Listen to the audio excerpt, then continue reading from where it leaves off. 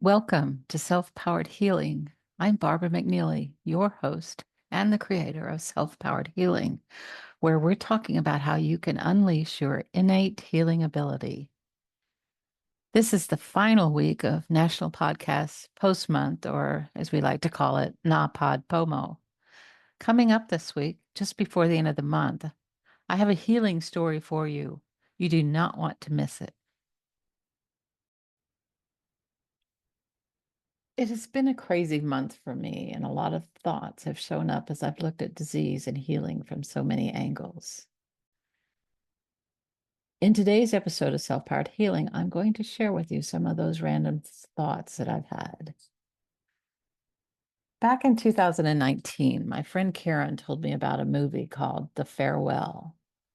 I also read about the book recently in a book on healing, and so I put it on our watch list, and we watched it recently.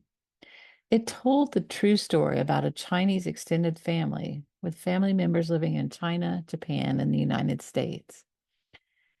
Billy, the main character, lives in New York, as do her parents. Her grandmother, Nene, is diagnosed with cancer, terminal lung cancer, with just 3 months left to live. But there's a twist. Nene's sister decides to keep the diagnosis from her. She conspires with the doctors and the extended family to keep the secret. This isn't something we could do in this country, by the way, due to privacy laws, but it actually is common and legal in China. So the family proceeds to plan a wedding for Billy's cousin who lives in Japan. The wedding will be a way for the family to say goodbye to Nai without her knowing she's dying. Throughout the 3 days of the gathering for the wedding, everyone must hide their true emotions in order to keep the truth from Nai, even though they were all concerned and sad that she might be dying. Well, they managed to pull it off, although there were many times that family members broke down. I think they originally planned to let her know about the cancer shortly after the wedding, but they never did tell her. I mentioned at the start that it was a true story. At the end of the movie, they told us that Nai was still living 6 years after the wedding and in good health. It was an enjoyable movie with an important message about how the mind can overrule the body. And there was one line in the movie that I caught that resonated. It said that it's not the cancer that kills, it's the fear. Watching The Farewell reminded me of a book I read a few years ago. The book is called The Art of Racing in the Rain by Garth Stein. Have you read it? It's a lovely book that I like to say is written in first person dog. The story is told by Enzo, an amazingly smart and philosophical dog. I couldn't help but falling in love with him, and I'm actually a cat person. Before I tell you what Enzo said, I should let you know that it really isn't a spoiler because you learn about this in the first chapter. But in the quote, Enzo is talking about Eve, the wife of Denny, who is Enzo's owner. Eve appears to have brain cancer, although Enzo never named her disease in the story. These are his words. While doctors are able to help many people, for her, meaning Eve, they could only tell her what couldn't be done. And I knew that once they identified her disease for her, once everyone around her accepted her diagnosis and reinforced it and repeated it back to her time and again, there was no way she could stop it. The visible becomes inevitable. Your car goes where your eyes go.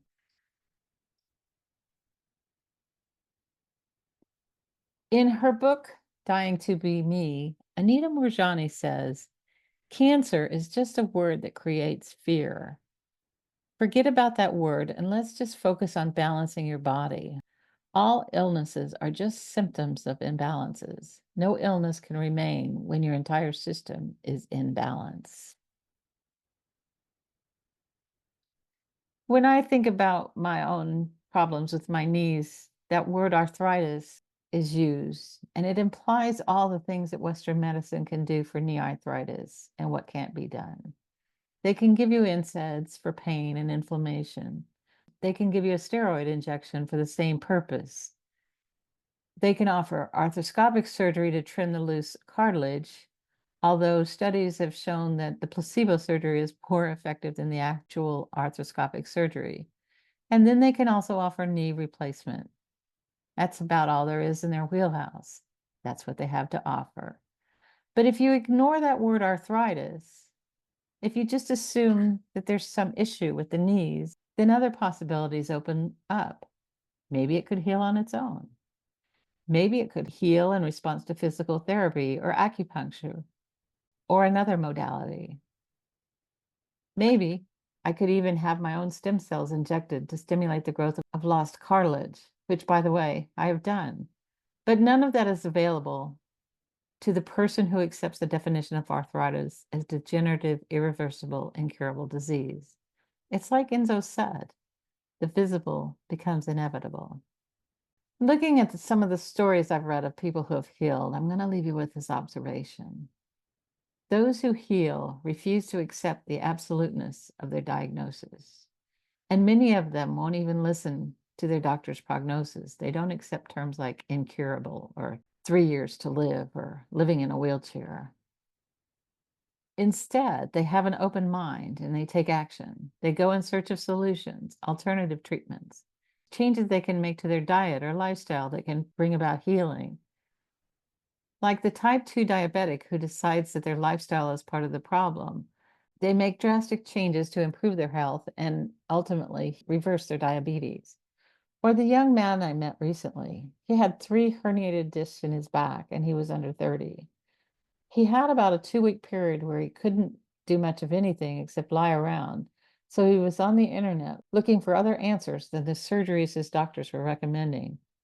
What he learned was if he had the surgery now at under 30, he'd only have more back problems later, and by his mid-60s, he'd be in worse shape than he was today. So he found alternatives and sought out a chiropractor and now practices yoga to help with his back. Thanks for listening today. You can visit selfpoweredhealing.com/November 2024 to find all the episodes for Napod Pomo. Leave a comment too if you like. Thank you to all that have been a part of this 30-day challenge. Beginning in December, I'll be returning to my less intense schedule, publishing 3 episodes each month at least. I also will have more healing stories coming up. Stay tuned. By the way, Self-Powered Healing is still looking for interviews with people who want to share a story of healing. Do you have a healing story? I would love to hear about it and see if maybe you could share it on our show. So if you're interested in sharing, then visit selfpoweredhealing.com/share to schedule a chat. You aren't committing at this point. You're just having a chat with me to see what your story is about. It will be confidential unless or until you decide you want to share. And if you get there and there's not a convenient time for you, send me a message because we'll always find a time. And remember this always. You are a magnificent being with powerful, innate healing abilities.